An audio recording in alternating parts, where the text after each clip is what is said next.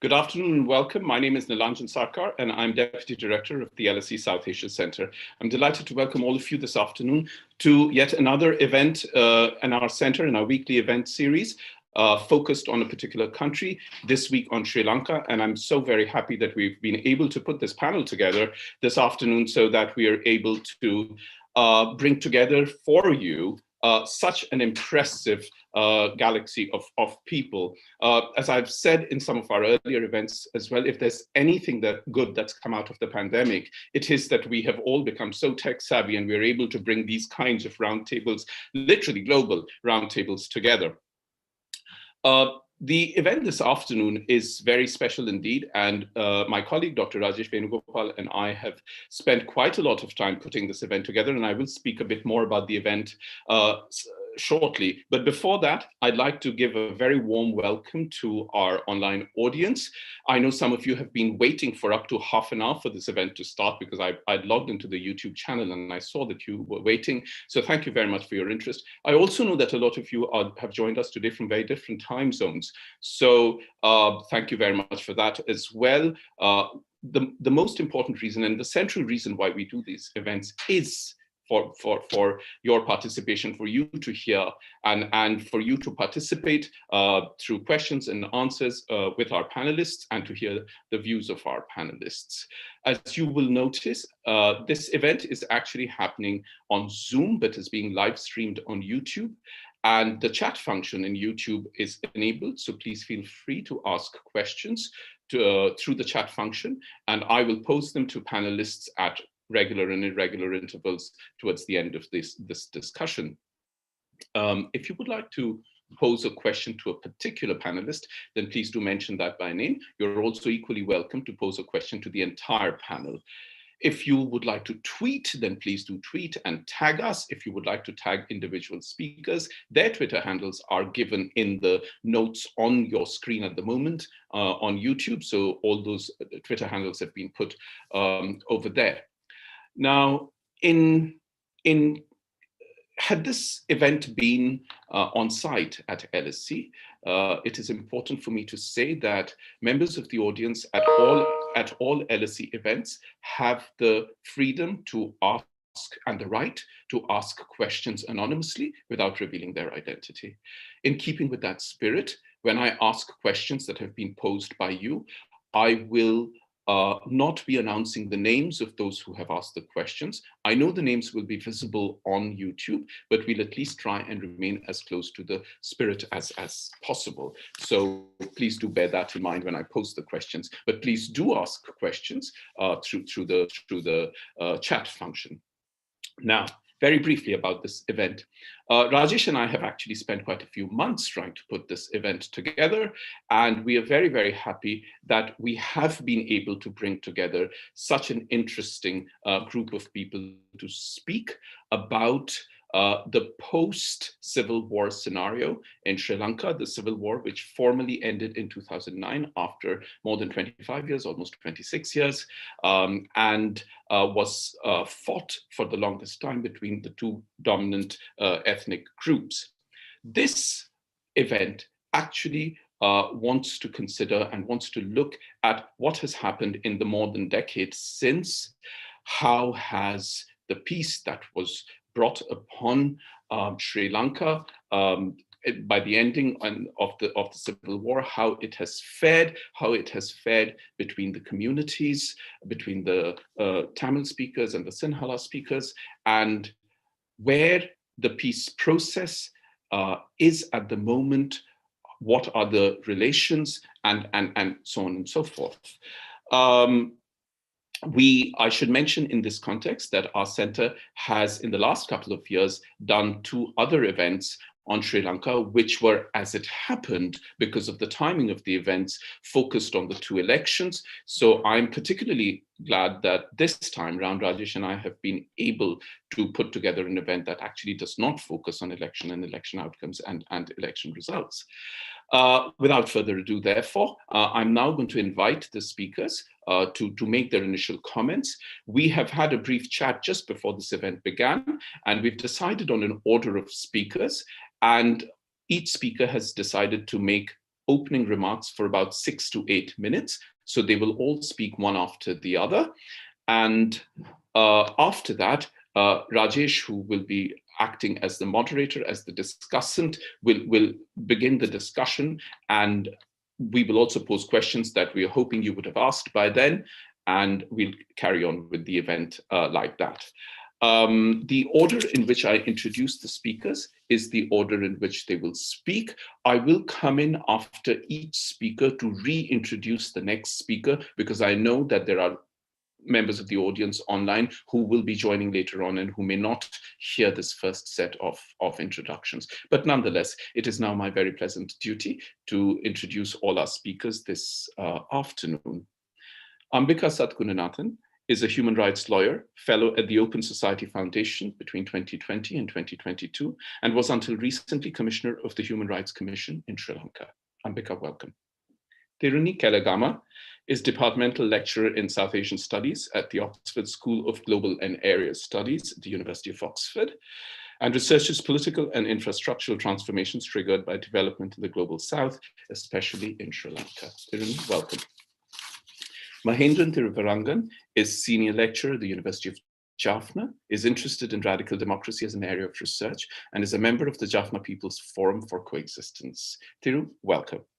Bart Klem is Senior Lecturer in the School of Global Studies at the University of Gothenburg, and a specialist in political order amidst and after civil war, with a particular interest in Sri Lanka. Welcome, Bart.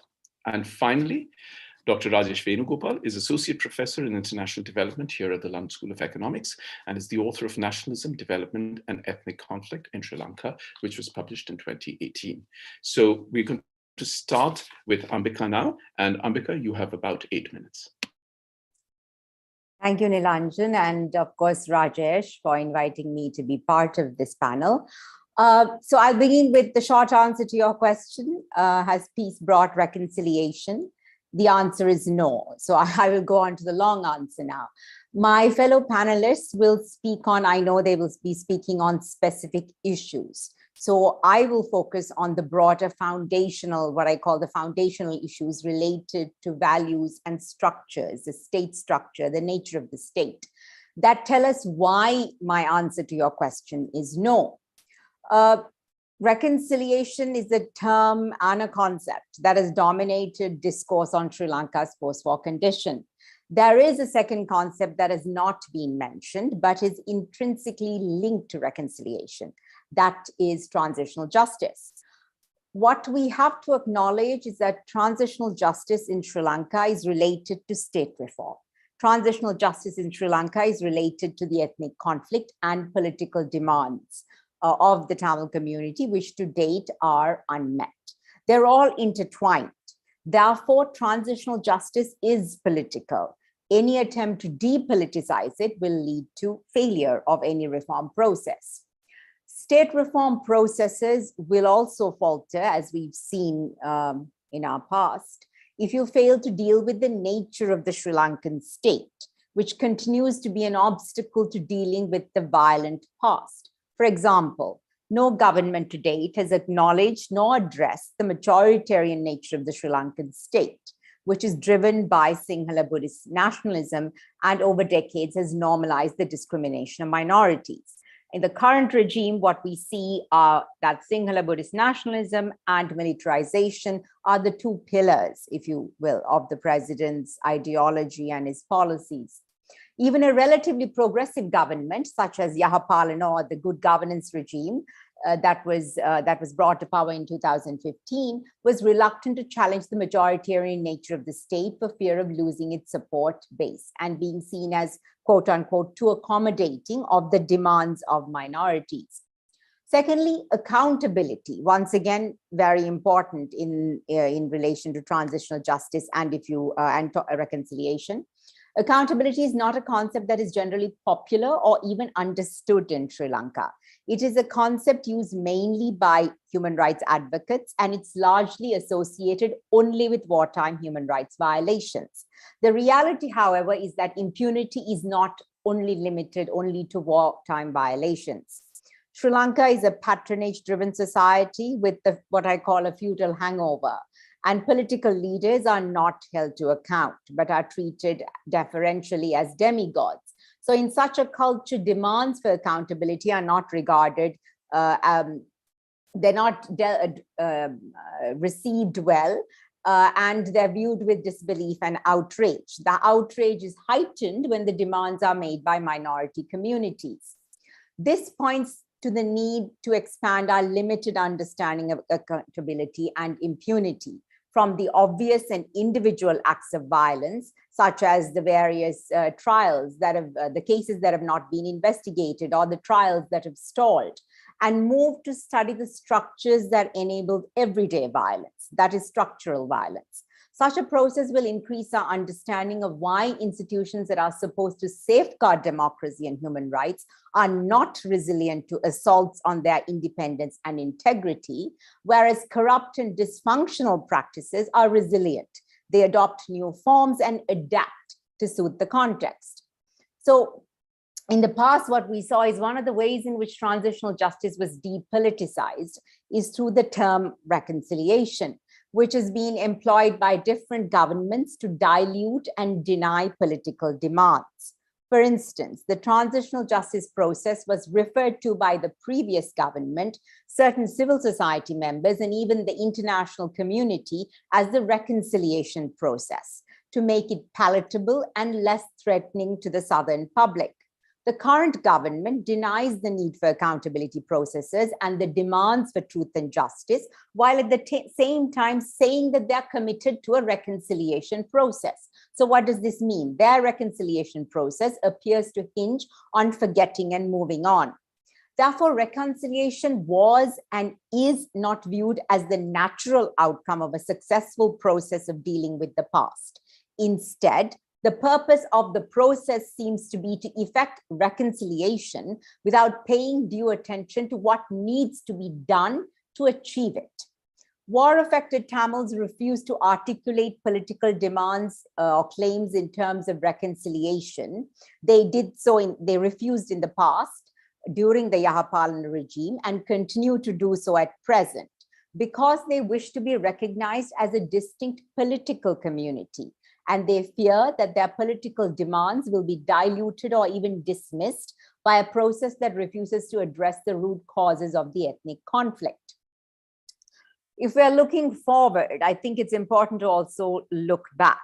But despite the failures of past reform processes, persons involved in these past reform processes don't seem to have reflected upon or acknowledged the limitations of these processes or their own contributions to past failures. Law reform, especially constitutional reform, was and is still seen as the primary vehicle for change, as if it will magically change the nature of the state and society. This is done with no seeming awareness or acknowledgement that law is not neutral, but a system of power that is used as an instrument by those in power to discriminate against certain groups. An example is the counterterrorism law that was drafted during the Yahapalana regime, which drastically expanded the power of an abusive and dysfunctional state. Once again, the government at the time dismissed voices critical of the draft law. Such technocratic lawmaking does not respond to ground realities as it does not address systemic inequalities. Furthermore, the manner in which some civil society organizations dealt with the previous government's missteps and mistakes illustrated that civil society feared rocking the boat and losing whatever gains they thought could be made. This fear meant that the root causes were not addressed. Instead, the focus was on action at the micro level and the symptoms of our problems. So, whose voices are heard? I think that is a very important question to ask when we talk about peace and reconciliation. In relation to state reform or even most of the reform processes, the dominant civil society strategy to effect change has been what I call proximity to power. That is, those with proximity and access to power were able to influence the process. The result was monopoly of Colombo-based civil society on discourse, on required policy change, decisions on advocacy priorities, etc. This is therefore linked to an organization's or an individual's ethnic or class or other forms of privilege, which enables access and proximity. Sure. Thereby, many social inequalities that civil society claims to challenge are reproduced within civil society as well, which is an obstacle to ensuring reform processes are transparent and inclusive. This strategy also involves elements of gatekeeping, which we saw. But one of the positive things that came out of Yahapalana was the opening of civic space, which allowed new organizations and collectives to be formed, particularly in the North and the East, so that these organizations openly advocated on issues that affected them. But paradoxically, while the voices of people who have endured the loss of life and property have suffered immensely and have been traumatized are silenced, and the parameters of the spaces they occupy are determined by gatekeepers, the ability of these people to make it through another day is labeled resilience, and it's praised and admired. Resilience, though viewed as positive, romanticizes struggles for survival, and through that romanticizes the coping mechanisms people have constructed and fails to acknowledge the structural factors and failures that require them to struggle against odds for survival. So finally, I go back to where I began. The integrity of a process to bring about social change or reconciliation, a positive peace, is dependent not only upon substance, but the process itself. Who is included, who is excluded, whose voices are heard, and who is silenced. This requires us to challenge and reimagine elements which we assume to be sacred and fundamental. Thank you. Thank you very much, Ambika. That was really very great to start off with, and thank you very much for such concise and sharp comments. No doubt we will come back to them. Dr. Thiruni Kelegama is Departmental Lecturer in South Asian Studies, the Oxford School of Global and Area Studies at the University of Oxford, and researches political and infrastructural transformations triggered by development in the Global South, especially in Sri Lanka. Thiruni, please speak now. Thiruni is going to show a couple of images, once at the beginning and once at the end.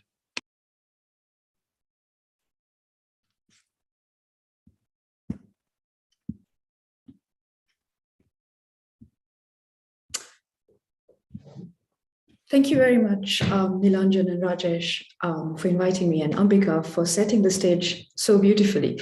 The fact that this panel was convened this week is particularly important. It is impossible not to refer to the protest that happened in Colombo on Tuesday, where thousands of citizens called for Gotabaya Rajapaksa to step down, Gota, go home, as it was said. With the COVID-19 crisis far from over, there is a lot to be concerned about the Sri Lankan economy, as prices of essential goods have increased alongside the lack of food, gas and petrol, alongside increased ethnic tensions, militarization and authoritarian governance. And this is basically the Sri Lanka that you see today.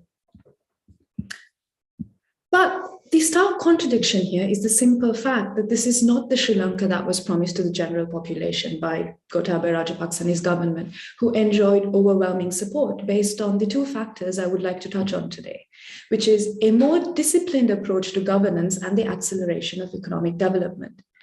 In 2019, Sri Lankans were promised a dramatic change in governance as announced in the policy document, Vistas of Prosperity and Splendor. Some of the benchmarks that were promised were efficiency, prosperity and stability, or grand development, with military-style governance that was going to be used to make this happen, so to speak. So economic prosperity, therefore, emerged as the government's single-minded focus. And as Basil Rajapaksa said, this will be the decade of development, of economic revival. So the military, it turns out, was key to this narrative of efficiency in the service of development. The military, after all, is an institution representing the people.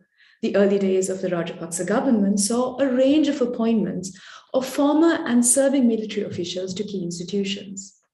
One such was made in May 2020 when retired Major General Sumedha Pereira was appointed as the Secretary to the Ministry of Mahaweli, Agriculture, Irrigation and Rural Development. So why do I highlight this? Mainly because this is a perfect example of a development initiative and governance coming together. But this is not an example of the vistas of economic development as flashily advertised, but rather demonstrates how the oldest development initiative in Sri Lanka, a state-sponsored irrigation settlement scheme, was openly and finally bought under the military I use the two words openly and finally because the military involvement in the Mahaveli Development Program started long before this appointment in 2020. The military has long been involved in the development activities of the North and the East. The Triforces continue to occupy large tracts of both state and private land, which are used for military camps. In several areas, the military run farms. Efforts at demilitarization and returning land more or less ceased since 2019, instead with the land being used by the security forces for income generation. So while these activities are openly known and talked about, very little has been said about the military and its involvement with the Mahaveli Development Program, or rather how it became an unofficial partner. So hailing back to the 1960s, the Mahaveli Development Program set out to develop the northeast of the country, turning sparsely populated jungle into cultivatable land, paddy land, or irrigated rice fields. And irrigation schemes such as this have a long history of being used as forms of state colonization programs by consistently relocating Sinhalese people into the minority-dominated Northeast as early as dating back to the British colonial area. And this program, which was adopted by successive governments, has been firmly acknowledged as a root cause of the conflict. The most controversial aspect of the Mahaveli Development Program is Value or System L. And since its establishment in 1988, System L has been used to alienate land with reports of favoring the majority community, the Sinhalese. The Mahaveli Authority had confirmed that by 1988, there were over 3,500 families that had been settled in Value since the opening of the resettlement scheme under the official title System L. By the early 1990s, roads were being constructed with the population growing to 19,000. The heightened conflict, however, stopped Value from reaching its full potential as claimed by a local Mahaveli official. The end of the war in 2009 brought an end to this temporary pause. Under Mahinda Rajapaksa's government, Value started to re-flourish, if I may use that word. By August 2015, there were over 5,000 families who were allocated land in Value. What was unique this time around was it was not the Mahaveli Authority alone who facilitated this resettlement, but the military stepped in. Land was distributed with the help of the Mahaveli Authority to a large number of settlers, most of them from the south, mainly Hambantota. So the question here is then how did the military efficiently facilitate and govern this old but newly restarted development initiative? Well, first, the military started to help. It started to help with transporting the settlers and allocating plots of land. They started to give settlers food rations, metal sheets, and tools in order to help them start their lives. And the Mahaveli Authority became bystanders with one local government official actually saying that the military were more or less more effective. One of my informants who had moved to Value in 2012 was full of praises for the military. Open quotes. They made sure we had enough food to eat when we came here. And I'm sure they provided us with the bus to come here when we first arrived. Close quotes. Basically, many echoed this perception of the military helping the settlers. But this help came hand in hand with the standard military practice of surveillance and co-opting. An absence of more than 7 days has to be accounted for. If not, the land could be taken away and allocated to a new settler. The fact that the settlers were constantly monitored, unable to leave their homes for extended periods of time without obtaining permission, it was not seen as a check on their freedom. Basically, what was said was, they look after us, they are making sure we are safe here. Soon after, it was not very hard for the military to co-opt settlers to work for them. I was questioned by a person I call Gunasinghe when I spoke to his wife when he was not at home. His neighbor basically had informed him of my presence, and within seconds, he immediately drove up demanding to see who had given me permission to be there. He claimed that the local army commander had entrusted him to monitor any outsiders like me. So many like Gunasinghe had been co-opted into the surveillance network the military had built on, which made active use of such proxy agents. The third and the final step I speak of today is the normalization of the military. This happened through the building of large cantonments that are distinct from military-style barracks that are built to house military families. In Value, a cantonment of 50 houses, Ranavisipura, was built in less than a year for families of selected soldiers who were stationed in army camps in the area. Different groups from various regiments from nearby army camps were assigned to carry out the construction of the houses. Ranavisipura had an important function. By building the army cantonment in the midst of Valioe, the military became a part of civilian life. And while the soldiers and their families clearly had more privileges, the new settlers saw them as being similar and equal in most ways. A senior officer who had made the choice to accept the loan and move there with his family claimed that the decision to build an army cantonment here had to do with helping the settlers in Valioe seeing the military not just as imposing figures in uniforms, but as civilians, or as he said, one of them. This brings me to the last 2 points I would like to conclude with. First, with the ideological justification for the militarized governance model put forward by Gotabaya Rajapaksa, with roots going back to Mahendran Rajapaksa, in order to ensure economic development, growth, and revival, and this be it grand vistas of prosperity and splendor like that of the port city, or schemes that do not get that much attention, like I just spoke about, the Mahavili Development Program. So the military then was seen as the actor that can bring about efficiency to a slow, not so effective, largely dysfunctional bureaucracy. And instead, what we can see is a highly efficient actor engaging in actions that generate new fears and inequalities, whilst creating and exacerbating existing conflict. So finally, what of this prioritization of development and what are its implications then? So as I highlighted in the start, economic revival, efficiency, and stability were billed as key aspects for the success of this government and necessary for the uplifting of the people. And this could only be achieved through this militarized model of governance. Yet these promises have not been fully realized, with events such as the protest this week, instead highlighting not only the grave concerns the chosen policy direction of the government has had on governance, constitutional democracy, and geopolitics, but rather coming down to the impact on the everyday life of people. The end result then here is a government unable to provide people with basics, or as this picture that I would like to share asks, are we to eat roads? And on that note, I will stop. Thank you.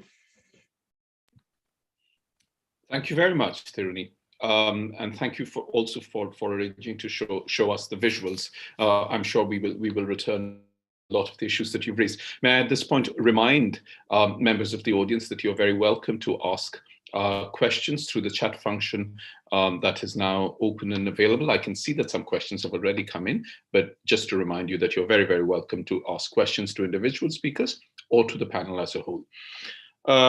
May I now invite Dr. Mahendran Thiruvarangan, who is Senior Lecturer at the University of Jaffna and is interested in radical democracy as an area of research. He's a member of the Jaffna People's Forum for Coexistence. Thiru, you have about 6 to 8 minutes.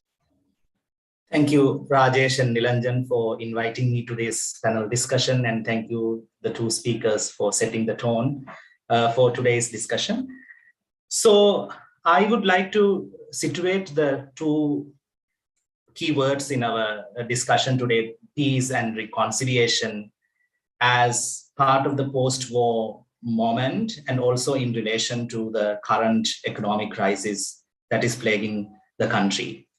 So when the war ended, the government, the then Mahendran Rajapaksa government, created this narrative that, like, peace has come and now it is time for development, and also manufactured this narrative that somehow, like, everybody is together, whereas the deep divisions, as Ambika said, continue to be present. So, like, we think as part of this narrative, this is now a peaceful land and tourists can come here, and now we will focus on development, not just the entire country, but also in the north and the east. And as part of this development narrative and peace narrative, communities also faced a lot of dispossession. And that we saw in the north and the east also, like, yesterday there was a presentation at the University of Jaffna, and Nimanthi Rajasingham in her research makes this very interesting observation that how in Pasikuda in Batticaloa, fishermen who had access to the beaches and the sea earlier, even after the tsunami, even after the zone was declared as a high security zone, they lost access to the beaches because of a certain kind of development that led to dispossession of their livelihoods. So that kind of development, and then import of luxury goods, right? So, I think the country entered into an era of artificial peace and artificial prosperity that also came with a lot of cost and a lot of dispossession. So I think it is in this light, I would say, today's economic crisis is also a failure on the part of the state to address some of the long-term economic problems in a manner that can give protection to the communities on the periphery, right? And even as this peace narrative and this development narrative was being manufactured, we saw there was no interest in resolving the national question, no interest in taking forward the conversations on devolution. This is by the state. And there were attempts to ban memorialization events that were taking place in the North and the East. And there was also a heavy anti-Muslim consolidation that was taking place. So, and this crisis, on the political side, this sort of repression, and as Thiruni said, militarization, and this also happened in different ways, I think, although the Yahapalaniya government was, in certain ways, it allowed certain space for communities to protest and gather and put forward their demands and work together with each other. But again, the sort of majoritarianism that has characterized Sri Lanka's post-independence history didn't really leave even during the Yahapalaniya regime. So for me, the current economic crisis that we are facing today is also part of how the state framed the post-war moment, and in framing the post-war moment as a moment or as a period of development, prosperity, and peace, it also continued its acts of dispossession, and then we are now faced with this economic crisis. And in understanding reconciliation, of course, the national question needs to be addressed, and the political solution needs to be found, and rights-based issues should be addressed. But there is also there are also people on the peripheries in the North and the East who were war affected, whose development was done in a very top-down manner. The local communities were not consulted when development initiatives like, in Tamil, they are known as this Vadakkin Vasandam and Kilakkin Udayam, the rise of the East and spring of the North. So these development projects were all, in a way imposed on the communities.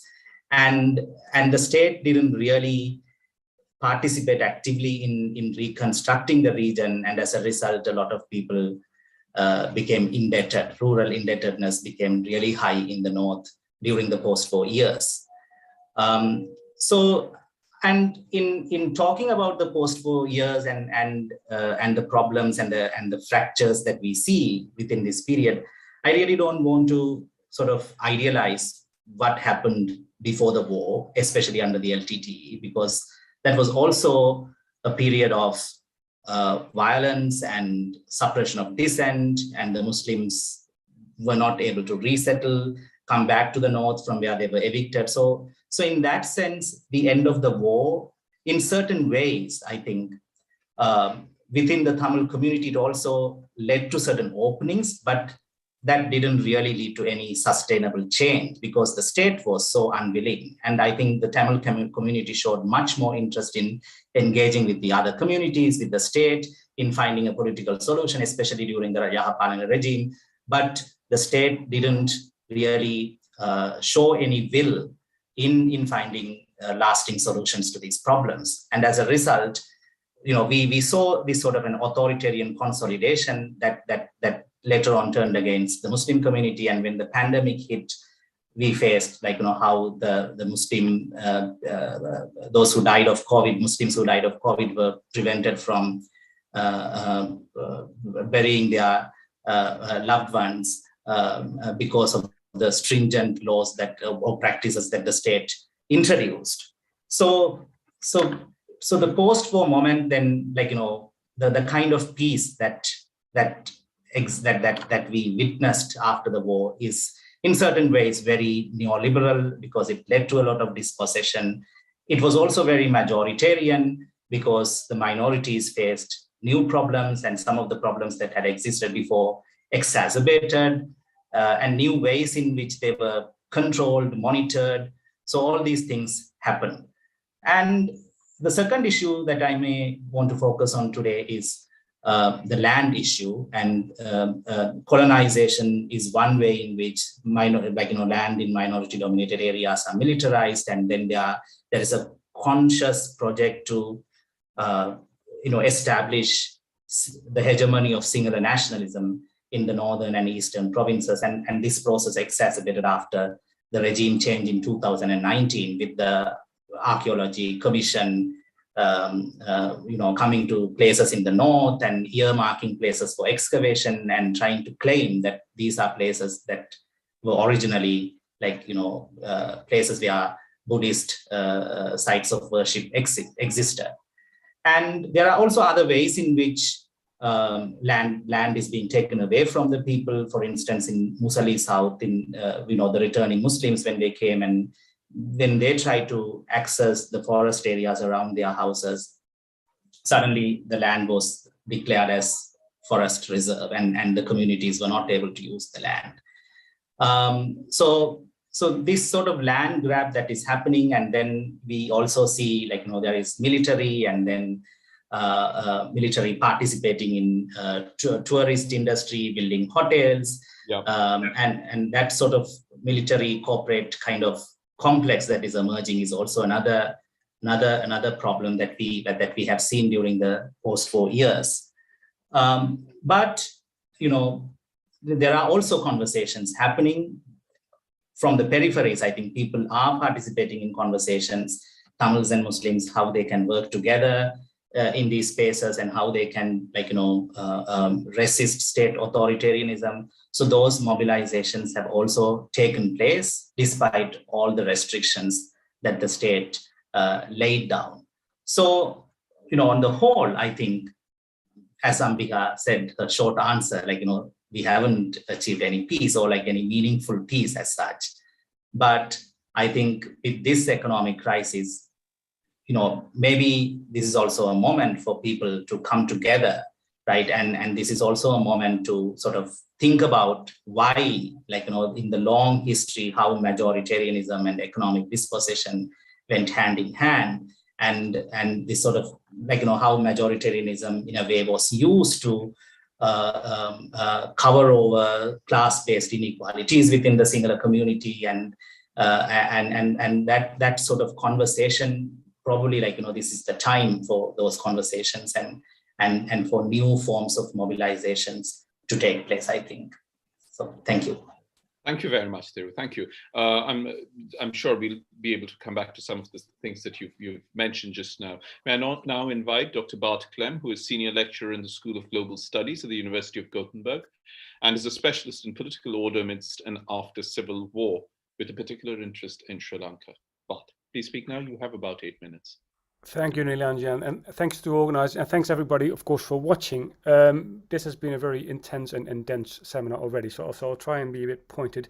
My experience, my work mainly comes from Eastern Sri Lanka. I've been doing some work over the last 20 years or so, mainly in Trincomalee, Kucheveli, Sampur Mutur, and further down Akarapatu, for those of you who are interested in the microgeography of Sri Lanka. But to give a sense of where I'm coming from, I'll try and structure my intervention around 4 points.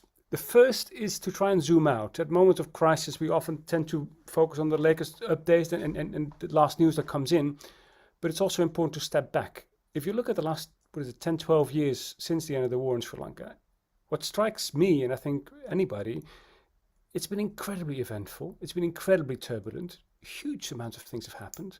Not just the pandemic, we've had the Easter attacks, we've had the coup, we've had all kinds of changes of government, we've had different kinds of skirmishes and violent clashes, Alutgama, Digana. There's been, if you start counting it, you almost forget all the things that have happened. And I think the key point here is that conflict didn't end in 2009, it's been recalibrated. Many of the things we've seen happening have nothing to do with the conflict in first instance, but have become entangled with it since. So we've seen a rearticulation, a recalibration of conflict over the last 10 years, where many other things have come in and changed form, and at the same time we see very familiar dynamics. And I think to some degree the current political and economic crisis fits that picture as well. There's some new, but there's some old and some very familiar, and a few things that connect straight to the very end of the war and how things were done at the time, and we see the consequence of those things today, perhaps. Secondly, the Muslim community. Thiru already mentioned some of this. As most of you would know, the Muslim community sees itself and is widely seen as a separate ethnic community, even though there's some connections to the Tamil community and some convergence in terms of their grievance as well. They also have their own grievances towards the government as well as to the Tamil polity. And what we've seen since the war, I think, is an exacerbation of those issues. The singular Muslim conflict has exacerbated for sure, and to some degree the Tamil Muslim issues have also exacerbated. And this goes around issues of sacred sites, Buddhist temples and land issues around that, questions of resettlement, but also different kinds of hate speech, stuff to do with mosques and azan, stuff to do with Muslim food and Muslim shops, all these kinds of issues. And they took a quantum leap with the Easter attacks 3 years ago, almost now. Which at that time were immediately framed in a sort of international Islamist dimension that weathered off very quickly, and I think has never been properly substantiated. But it's had big effects. It's had big effects on the perception towards the Muslim community and the political space in which they operate. And I think we need to be mindful of that. And we've seen it rear its head, of course, again during the pandemic, when there's been quite a bit of Islamophobic speech and dynamics to the way the pandemic has been handled. So I think that's something to keep in mind. Thirdly, I think there's a few interesting things to be said about Tamil politics. Very often Tamil politics gets reduced to the other of national politics. Thiru knows more about this than I, as do some of the other speakers today. But I think there's a few important points here. One is that the post-war moment was both a moment of opening and closing for Tamil politics. It was a moment of closing because the central purpose, the central cause of Tamil politics, Tamil nationalist politics, was foreclosed. Separatism was no longer an option, and without recourse to the LTTE, the Tamil leadership basically had to downplay or at least repackage its ambition. They had to operate in a landscape that it vehemently opposed, and as a result we've seen some very strange kinds of dynamics. I tend to think of these approaches as a form of anti-politics. Tamil politics took a manifestation that sort of stepped away from the official politics. Oath of allegiance politics with the international referendum that was held directly after the war. Politics of abstinence, electoral boycotts and these kinds of things, using electoral forms for very different kinds of purposes.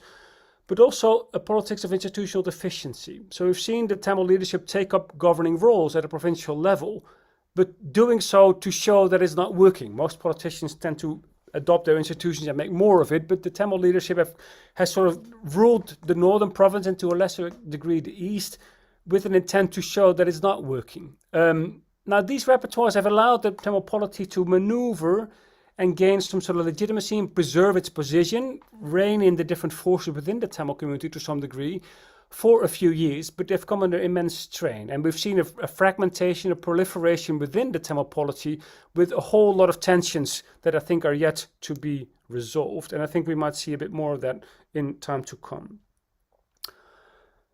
Finally, perhaps, fourthly, the current economic situation, of course, always contingent.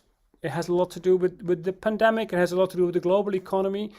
But it also has a local gestation to it, in my mind. I think many of us would have drawn the parallel to the first time the Rajapaksas were in power and today. And in many ways, them trying the same kind of strategy.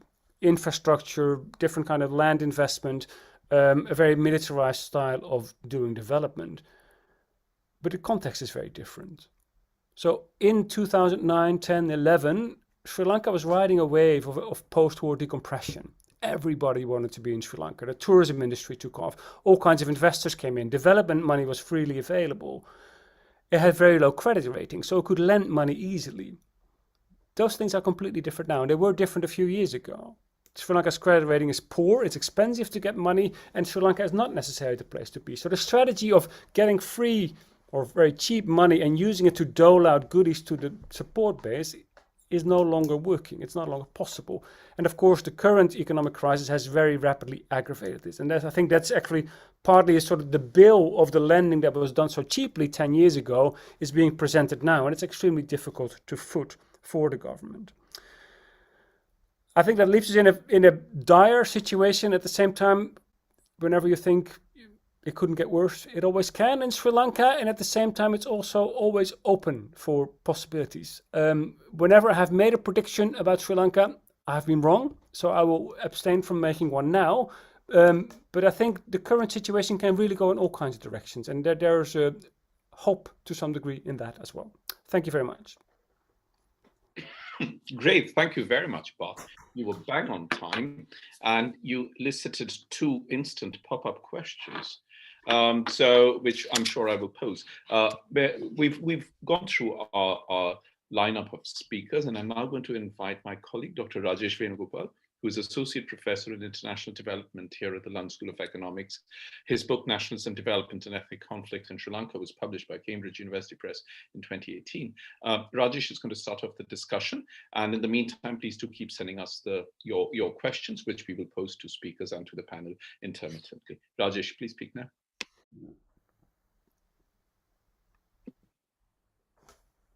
Thank you very much, Nilanjan. Thank you very much to all of the 4 speakers. We've had some very interesting perspectives, ideas on what has been happening in Sri Lanka. I am going to pose some questions to the speakers, hopefully try to provoke them to discuss further some of the issues and to perhaps to consider some of the issues that they did not already talk about. So let me start, first of all, by echoing some of the points that were made. It's now 13 years since the end of the war, and a lot of water has flown down the Kalaniya River, proverbially. A great deal has changed in Sri Lanka in the last 13 years. We've had, for example, elections, the rise and fall of the Hapalniya government, the terrible Easter bombings, the impact of the pandemic, the economic crisis that has gripped the country in the last few months. So a lot has changed. But there are also other things that have not changed and are remarkably resistant to change. So it looks like things have not really changed very much since May 2009. So the same family is in power in the country. The executive presidency is still there. There still is the persistence of nationalist politics. And in fact, Ambika talked about the fact that we still have the impact of singular Buddhist nationalism and its role and its dominant position in structuring the political system and the system of authority as a whole. We have the persistence of the ethnic conflict, broadly speaking, the idea that the war may have ended, but the conflict persists, the underlying tensions, the national question that Thiru talked about. And in terms of many of the ways that Bart and Thiruni also referred to, the ways in which these have persisted, they have been strengthened in the post-war period. So I really want to use this opportunity to ask our panel to scrutinize what has changed in the last 13 years and what has not changed, and really to get you to think about this further and to help us understand that issue. What are the dynamics? What are the forces of change that are there? And what are the forces of this sort of remarkable persistence, this inability to move forward on some very basic questions? I mean, the things that we're talking about now did not start in 2009. You know, the ethnic problems that we're talking about emerged in the mid-1950s at one stage, perhaps even earlier, and progressed since then. So what I would like you all to consider, Thiru, Ambika, Bart, Thiruni, is if you could help us to understand and unlock the forces of change, the reasons why some things never seem to change, and why, and what has changed, perhaps. So, for example, I'm going to ask you to consider 4 big things and what its impact has been. So the first thing is, of course, the obvious issue of the impact of the pandemic. Where is Sri Lanka today? Where are the issues that all of you have raised vis-a-vis where they were 2 years ago, when Sri Lanka and the rest of the world abruptly went into this precipice? The second thing I'd like you to consider, and all of you have done that to some extent, is the impact of the current economic crisis. Not just where did it come from, but what are the trajectories out of it, and how is it impacting on issues of the post-war future? The third thing is, how are we to consider the image that Thiruni put before us at the beginning of the demonstration that took place on Tuesday, which is behind it, the dramatic collapse in support for the current president, who came to power not that long ago on a huge wave of support. And fourthly and finally, I want you to consider, and I know some of you particularly work with younger people, Thiru, particularly at the university, I want you to help us understand what is happening with young people, what direction is the younger generation moving in, what is happening, for example, with university politics, what new directions are out there that we should be paying attention to. So that's it for me. Over to you again. Thank you very much, Rajesh. That was very, very pointed, and I think that will allow us to start the discussion. I should mention over here that we have a fair number of questions that have come in. Please do ask more questions as well. Shall we start the other way? Shall we put Bart on the spot and ask him to speak first? Yeah. If all of you can keep your first set of answers as brief as possible, so we can take in as many as we can. If that's fine with you. Yeah, but go. You did put me on the spot. I was planning to respond to the others. But thanks for that. Great questions, Rajesh. We will not have time to answer all of them because that's a massive agenda you've put on us there. Let me start with one that I think cuts across a little bit. There's in terms of consistency, in terms of things that don't change, the nature of the state, the institutions, the electoral landscape, the nature of politics, of course, are forces that are extremely consistent throughout the rise and fall of the war. And I think we should not expect that to change anytime soon. At the same time, we see all kinds of change in the way that gets enacted, in the way that plays out. And I always see that as a glimmer of hope as well.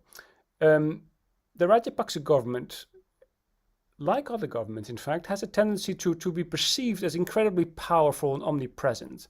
And they are. And I think this is more so for the Rajapaksa government than for other governments.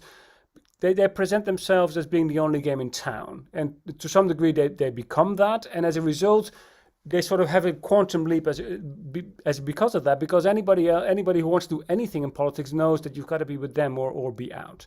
So lots of Muslim politicians, but other politicians also have joined the bandwagon in earlier days. But that also makes them extremely precarious, because the moment it's no longer so clear that they will be the only game in town, their support base can erode as quickly as it swelled. We saw that with the surprise takeover in 2015, when very few people, certainly not me, had seen the so-called good government come in, and what seemed to be very solid support base for the Rajapaksa government then melted away in just a few months. And something like that could happen again.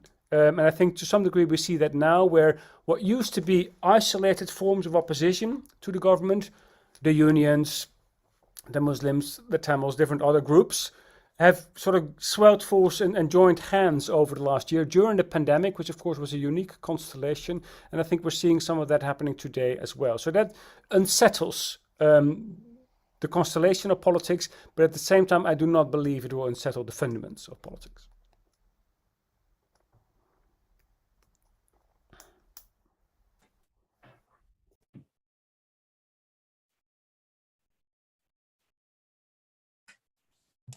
You're muted, Nilanjan. Sorry. I was going to say, shall we ask Thiruni? In part because, Thiruni, there's a comment which is partly a question. I want to give you the chance to answer it. So I'm going to read the comment out to you. The question is implicit in it. The protest that Thiruni referred to cannot necessarily be interpreted as a protest of the masses. So if you would like to say why you referred to it as why you use the phrase masses, and also to take on the points that Rajesh mentioned.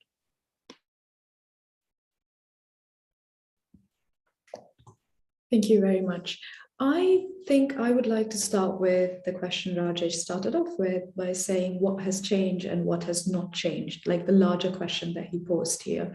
And this, I would like to connect to what I was talking about today as well, because basically connecting all the speakers and all the interventions that were made, the larger question here is that how Sinhala Buddhist nationalism, how it basically is behind everything.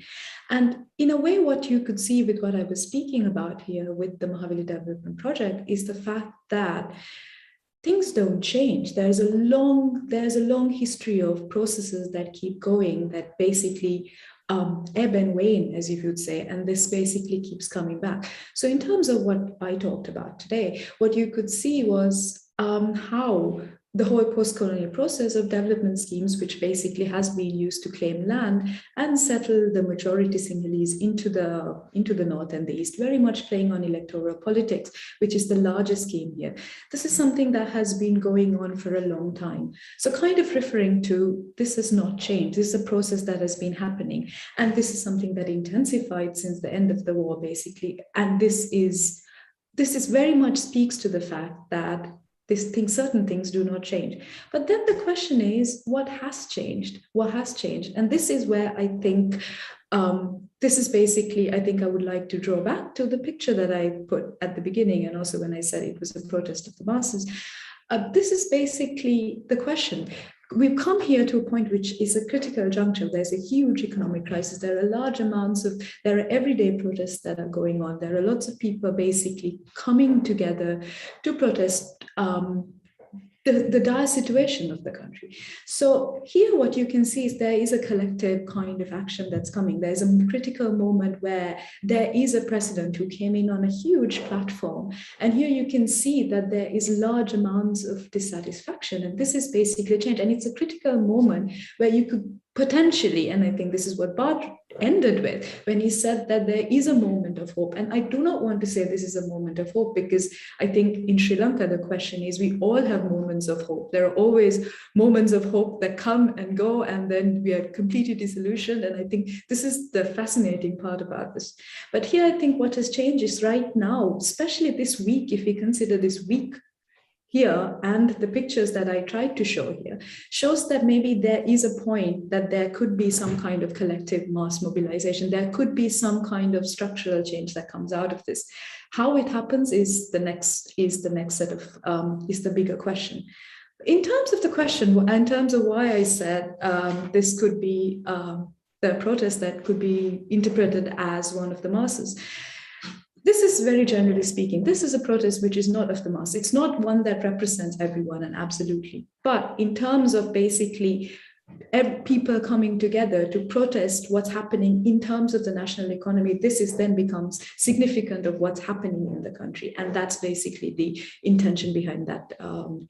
Not that this was a protest that speaks to the whole country or one that basically is representative of the whole country, but the issues that brought up were ones that do speak of the problems that are faced by everyone in the country.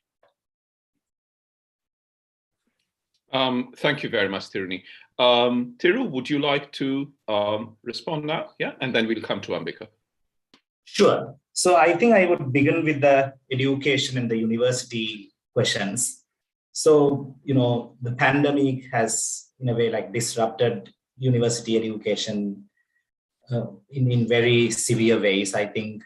And we are still we haven't fully shifted to online teaching yet, and some classes are done online, some classes are happening within the premises of the university.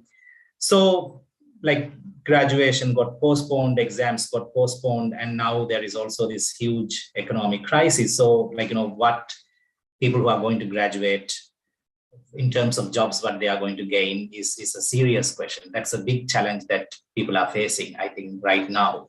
And then there was a move also by the government to increase the retirement age. So so the absorption of new people into the labor force is also going to be a challenge, I think, because of all these developments. And pandemic has also affected the educational scene because, there are inequalities in terms of class and region. And as a result, families don't have the wherewithal to continue education online. There are areas with lack of internet connectivity. People find it difficult to buy equipment. So, and so in a way, like it has exacerbated some of these inequalities and the impact of those inequalities within the education sector. But I think there is also hope in certain ways. I think the student politics within the universities are still very resistant, although they have their limits, and I have my own reservations about some of them. But like, when the Kotalavada Defense University Bill was introduced, right, the university communities protested, the students also joined the protest. And even yesterday there was a protest. I saw something on TV. And similarly in the North, like when memorialization events are banned, students from the university protest, and like, so that sort of political activism on the part of the students is still alive. But I would again say, like, the students are also polarized, right, because of nationalisms, both Sinhala, Buddhist and Tamil, and within the university space, we don't see students talking to each other about these issues. I think one of the places where I think Sinhala nationalism can be called into question is these universities where students from different communities come and like, interact with each other. But that doesn't always happen in very like, robust ways, I think. So that's the student education kind of situation that we are facing today.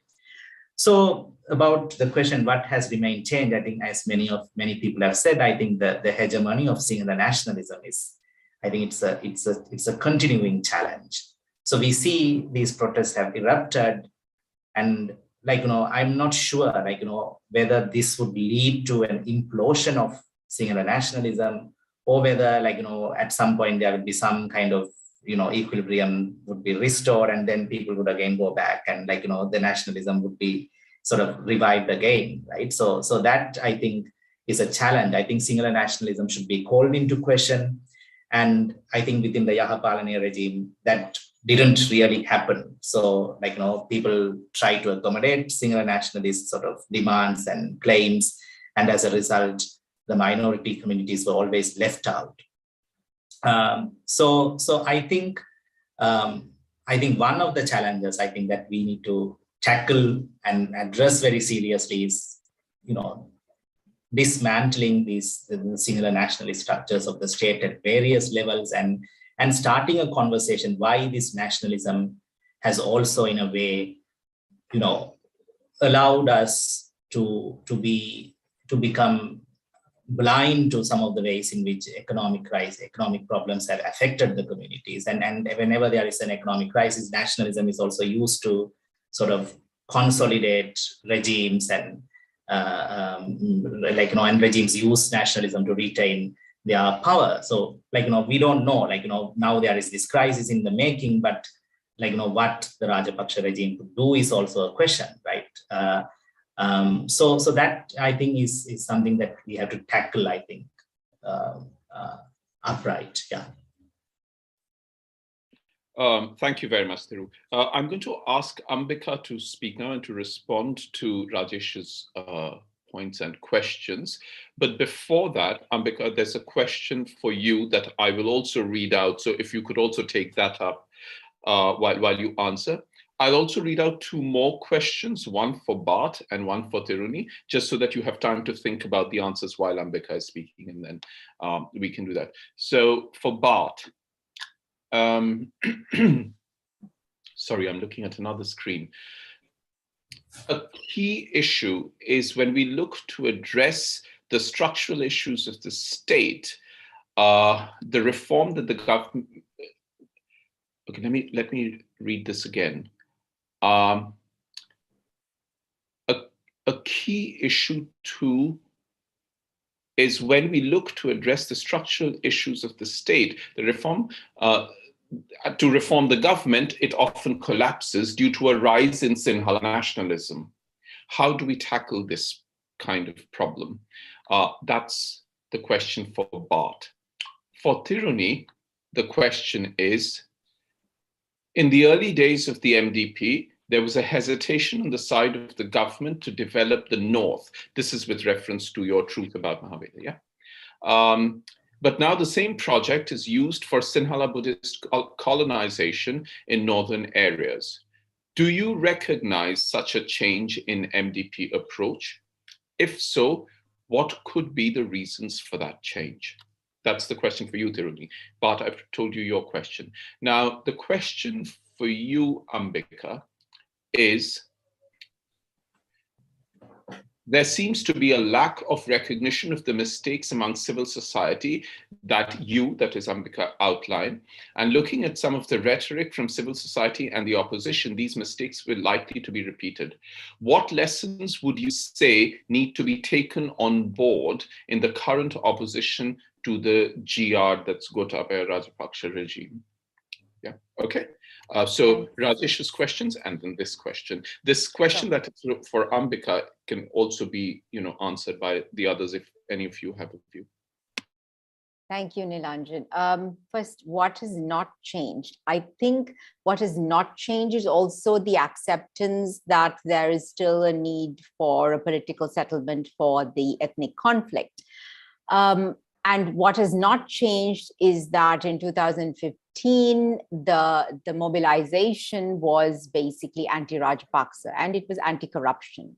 Didn't really focus on other issues. That was the core. And even now it is anti-Rajapaksa, and that is due to economic crisis. It is not because we need to reform the constitution. It's not because there's militarization. It's not because there's takeover of land. It is not because the regime is racist. It is not because the president appointed the One Country, One Law task force headed by Nana Sarathera, who is, has been convicted of contempt of court, who has been known to incite violence and hatred against Muslims. Those are the things that has not changed. So even those who were very pro Rajapaksa and who voted for them are now being critical only because of the economic issue. These were people who even supported or who dismissed violations arising out of the war, etc. What is still not changed? We're still looking for saviors. We're not looking at systems. We're not looking at the processes. We're not looking at society. We're still looking for saviors. You can see this in a lot of discourse, particularly on social media. We're still looking to the magic solution of law reform. I saw someone say just yesterday or today that they would draft a constitution just in 2 weeks for the SJB, the main opposition. So this thing about one person, proximity to power, it's all just once again repeating. And I think this perhaps also partly answers that question. What has changed? What has changed is, I think this is also due to Yahapalana and the opening up of space, is that people are more openly challenging the government. Now you see people protesting, and I mean at the local level, particularly if we take the North, the families that disappeared 5,000 plus days, right? Despite intimidation, harassment, surveillance, threats, etc., still going on.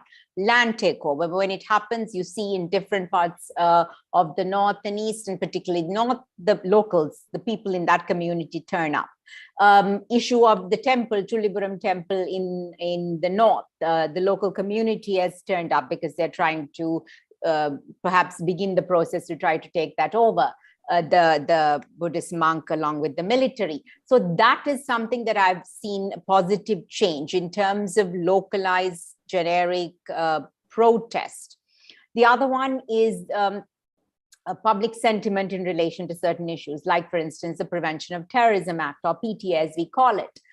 Because of the impact also post-Easter on Muslims, and now the current government using it to intimidate, threaten even journalists and other dissenters, we're seeing something that many of us thought we would never see, which is growing support for repeal. You see mainstream newspapers, editorials in mainstream English newspapers calling for repeal, which points to the immense work that has been done by certain civil society for years and years, drumming this, and you're just hammering it home. The other thing is the change is young people. I see that they are beginning to understand, because in Sri Lanka, I always say democratic values have not actually been internalized. We see democracy just as going and casting your vote and not holding your elected representatives accountable. But young people, I see a huge difference in how they perceive their role as a citizen or their duty as a citizen, in holding elected representatives accountable, in pointing to the hypocrisy of politicians. So those are things that I see changing. So I think, to go back to that questions, what are the lessons to be learned? The lessons to be learned, I think, is not to just look at law and structures, but to look at practices, to look at our political culture, how society functions. Society functions through backdoor channels, through who you know, through little drafting committees to draft laws that are passed in parliament, and committees of informal people, not people who are part of the formal structure. So to look at some of these informal processes, methods, mechanisms, and also to ensure that you don't try to speak on behalf of, you don't try to speak for, you don't act as gatekeepers, that the affected people are able to speak for themselves, and you become an ally and you enable them and create space for them. I think those are some of the lessons that we should learn. Thanks a lot, Ambika. And there was the other extra question for you. Did you want to comment on that? Or we can come back? I think that's the one I meant about the lessons learned. Right. Okay, great. Rajesh, before we get on to the others, was there anything you wanted to come back to, since all the four speakers have now responded to her? You're fine? Okay, so shall we just go ahead with a few more? I stand corrected on one point by one member of the audience, which is, and this is about the question, Thiruni, that I posed to you just now. The truth about Mahaveli was actually a reference to the book by Gamini Iriagola, which was published in 1978, so that, which was in parentheses. Thiruni, do you want to go ahead first with the question?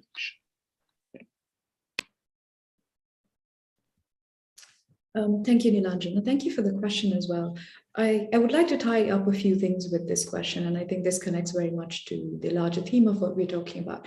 In terms of the Mahaveli Development Project, or the program, as it said, the story of this is that it has been, through successive governments, through successive reincarnations and different kinds of development initiatives, basically has been about colonization. It's basically been about basically spreading Sinhala Buddhist nationalism as far as possible. Basically, how do you make the Sinhalese figure, the majority figure, into the majority figure in every part of the country?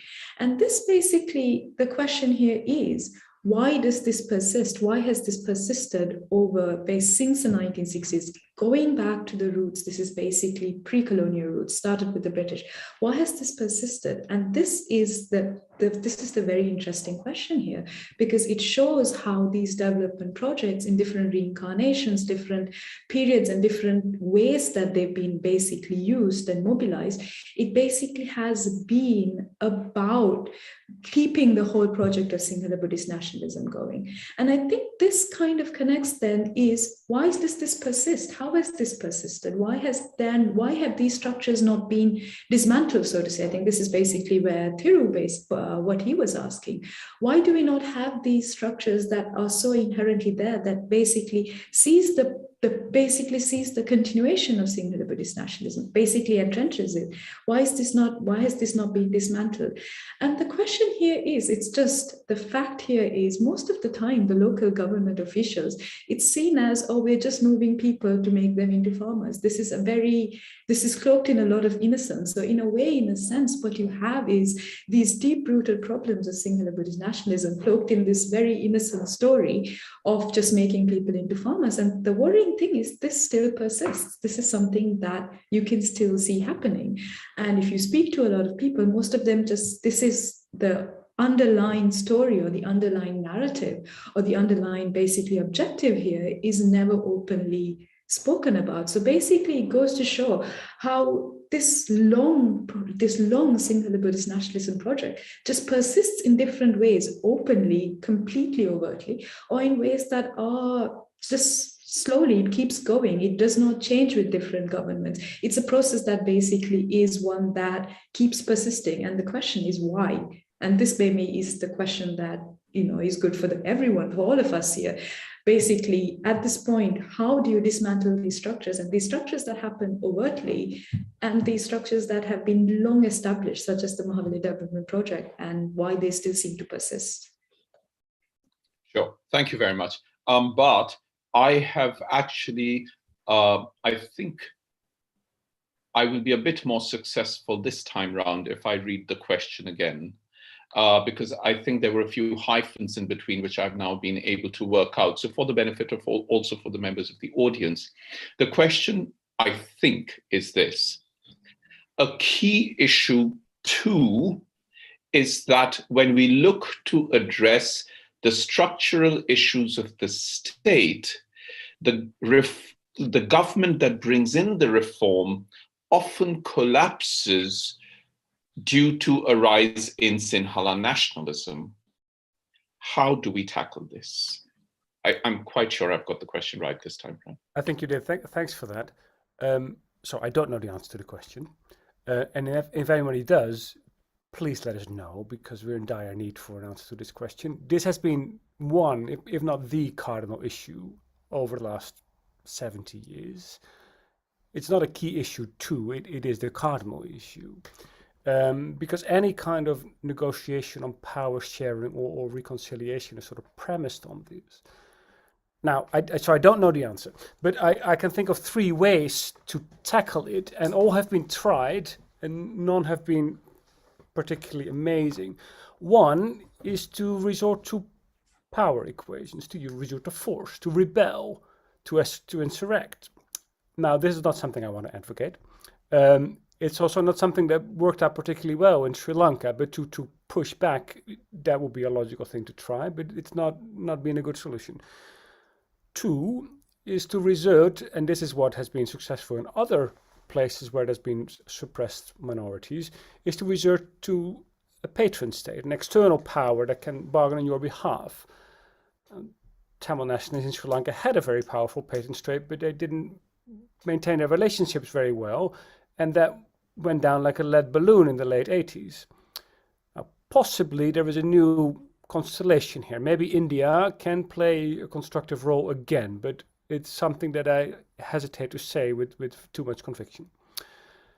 And the third possibility in my mind is more incremental, is to repackage the issue, not as something that's giving in to Tamil demands, but rather framing the agenda as something that's in everybody's interest, to improve democracy, to improve governance, to improve the rule of law, to think about different kinds of rights, to then address everybody's issues as well as those of the minorities.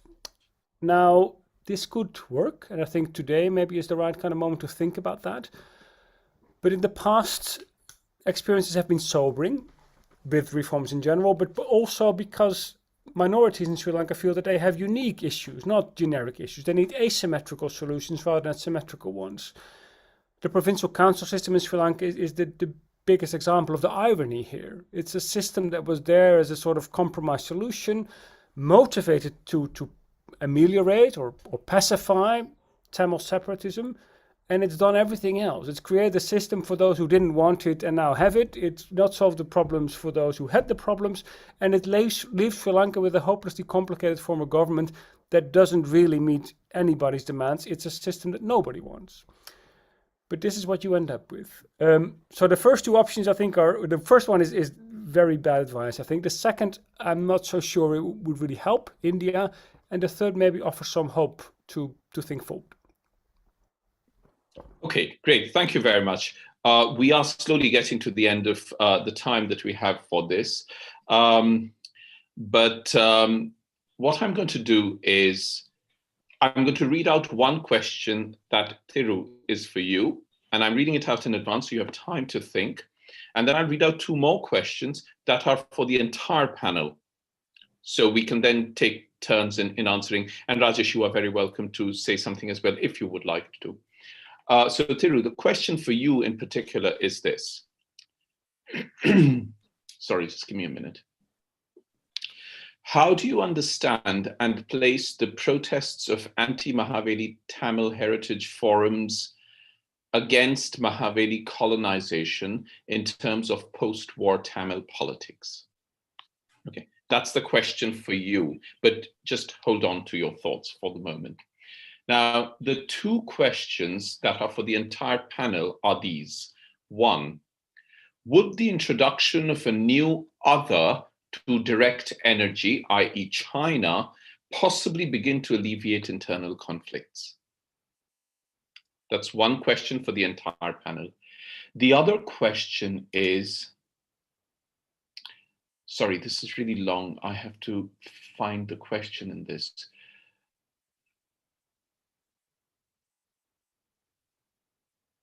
Would there be a view to encourage migration to and from the more war-affected north to other parts of the country? People intermingling may help bring a closer weave of the social fabric and be removed from the will or lack of it of the political leaders. So these are the two questions. One is internal movement, more movement. One is the introduction of an other, like China in this instance, that will sort of, take attention away. So those are the two questions for the entire panel. And Thiru, I've read out your question to you. So shall we take the question about would the introduction of a new other to direct energy, i.e. China, possibly begin to alleviate internal conflicts? Who wants to go first?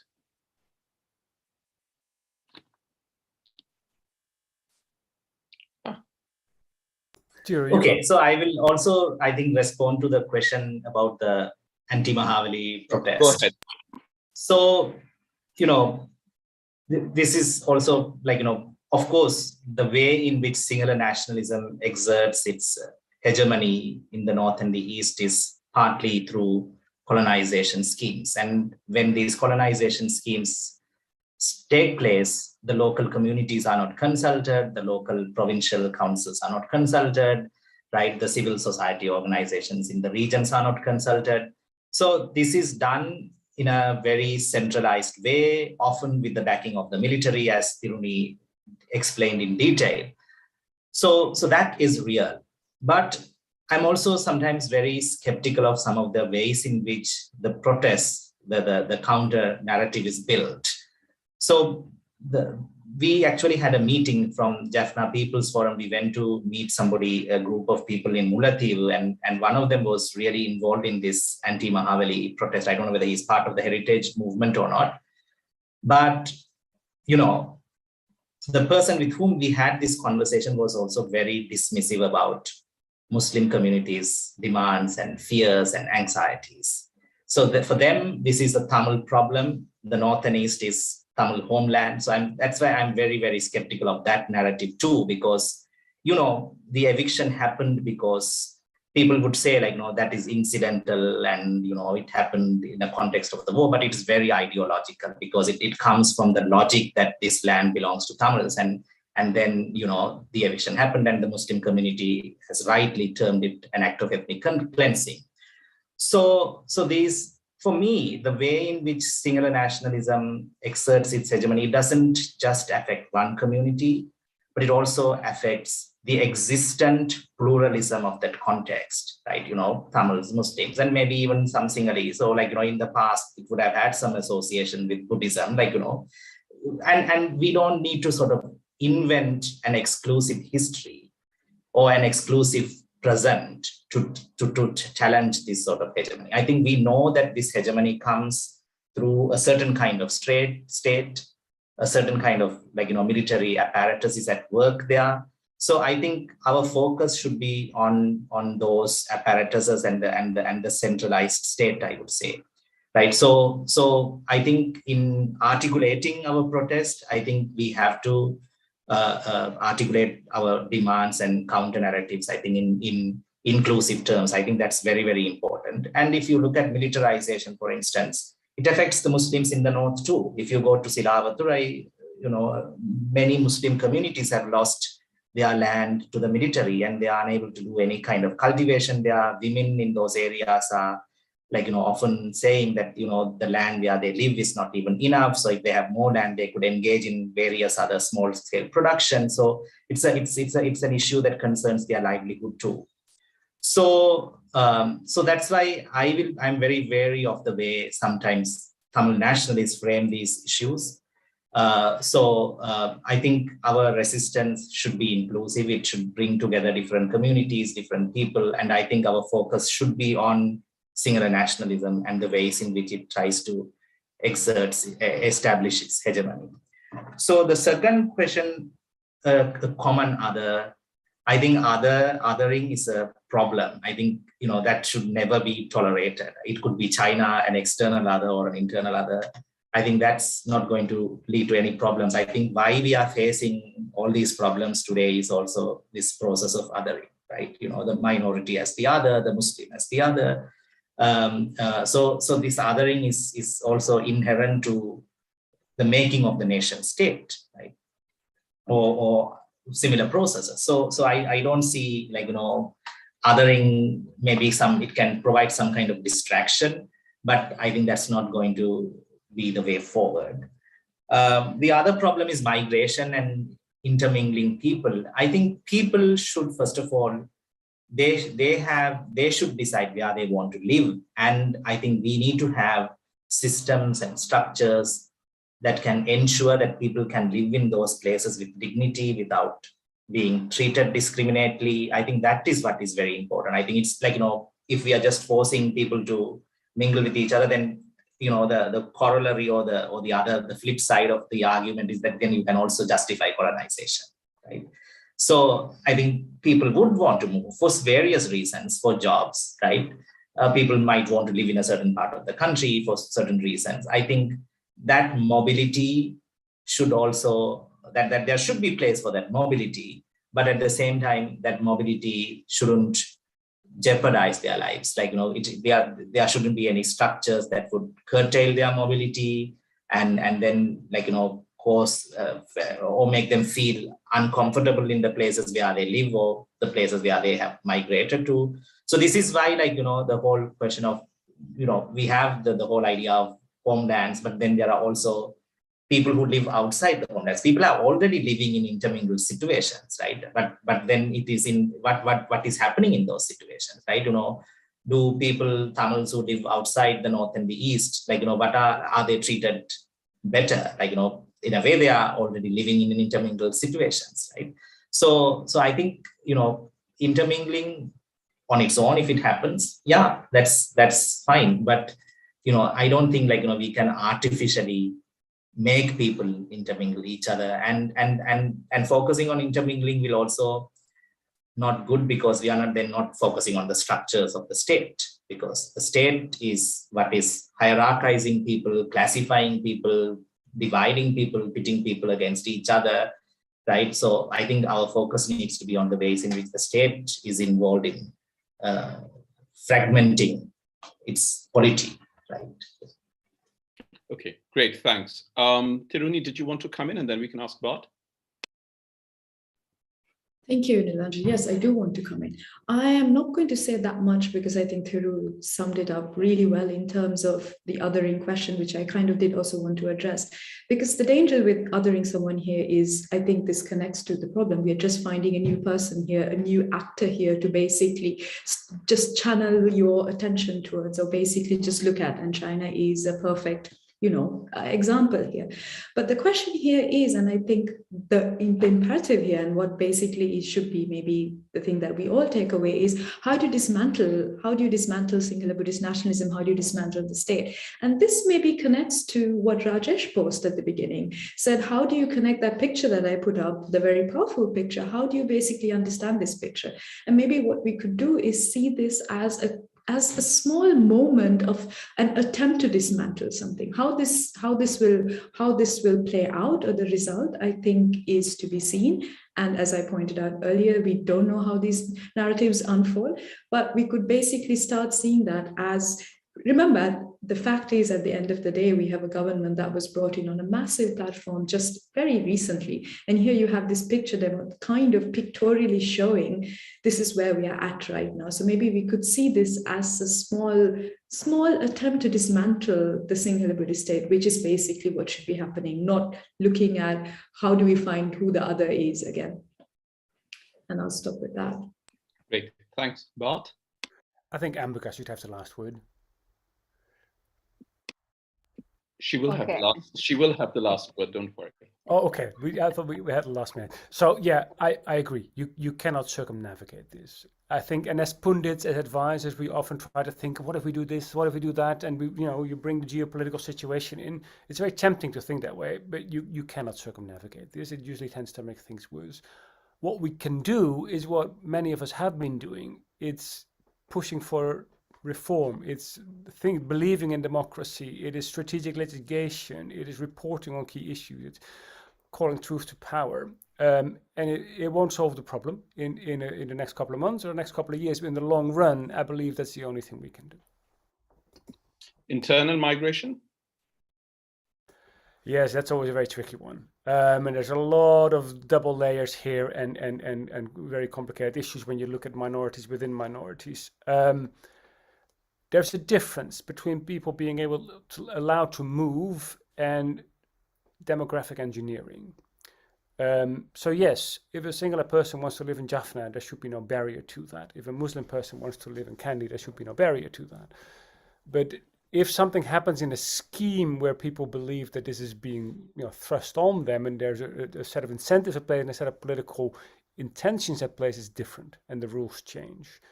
If some of these things have happened recently, it is also understandable that a particular community is a little bit more apprehensive about these things happening. But in principle, you cannot uphold as Tamil nationalists that nobody should be allowed to move to the north when Tamils live over the whole world. You have to be open to that in the end. Okay, thanks. Ambika. Yes, in relation to China, I agree with what everyone said, but the additional factor is the China factor has actually prevented us, or it has emboldened the government so that it does not have to deal with the core issues. Because the people here, or the human rights activists, the Tamil community, and now even the Muslim community, looking to the international community, looking to other structures such as the UN to put pressure. And what we have seen, what we saw during the first Rajapaksa regime and even now, is the regime using China as a buffer to not deal with these issues. So if at all, the appearance of China and its support of Sri Lanka also at the council, at the UN structures, in very different layers, not just the Human Rights Council, but even in other bodies, that has had a negative impact. So I think it complicates it and doesn't really help us address any of these issues. Regarding migration, once again, agree with what everyone said. And additionally, I think what we have to look at is also, if we take two examples, I think one is in the north, the whole Navatkuli issue, which was enabled by the military, and now slow taking over of land, building of Buddhist temples, etc., all state enabled. And then you look at Tamils who come from the north or the east to Colombo, who many of them are not able to come alone to conduct business at the government, the state institutions, because they don't often speak the language. They need to bring someone actually pay people to accompany them. They have rules here where this was in place during the war, and they try to bring it back now, which is that people who have come to Colombo from outside need to actually register with the police. Of course, while it's applicable to all citizens, it is enforced only in Tamil majority areas or localities within Colombo. So I think those are the two examples which show us the complexities of this whole migration issue. Sure. Thank you very much, Ambika. Rajesh, did you want to comment on any of the issues? No, you're fine. Okay, great, thanks. I should say, for the benefit of the audience, that there are quite a few comments in the comments box which I have not read out because they were not questions, and we are past our end time, in fact, at the moment. The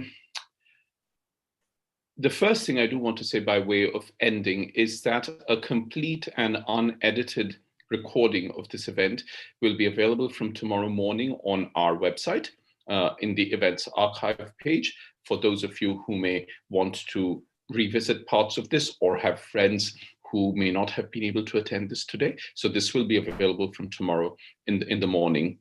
I do want to also say a very, very big and a very sincere thank you to all our panelists, participants, and this includes Rajesh as well, I have, as someone who organizes and curates these kinds of events, I have absolutely no doubt that the only reason we are able to do something like this, as interesting like this, is because all of you give freely of your time, of your ideas, of your intellect, of your research, and everyone is busy. So thank you very, very much for doing this. This has been very, very interesting. We never try to find answers, but the whole idea is to start talking, to get people to talk together, and to have an audience that is as engaged. So a very big thank you to the audience as well, and individually to each of you, Mahendran Thiruvarangan, Bart Klem, Thiruni Kelegama, Ambika, Satkunanathan, and my colleague Rajesh Venugopal. Thank you, everyone, and goodbye.